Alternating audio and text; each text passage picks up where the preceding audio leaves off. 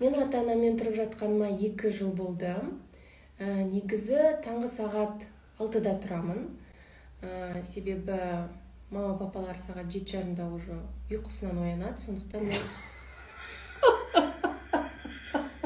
Мам, күлмеңіздер. Сағат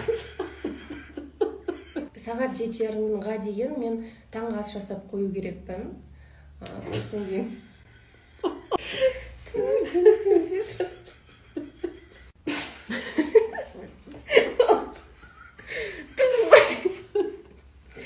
Себебі 7:30-ға дейін мама тамағын ішіп, жұмысқа кетеді.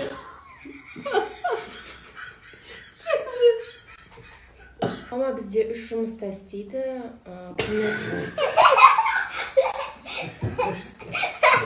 Мама қандай жұмыстарда істейсіз, айтып кетіңізші.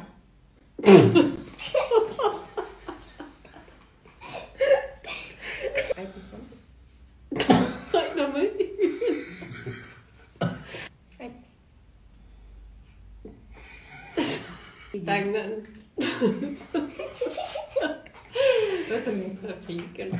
Таңнан түске дейін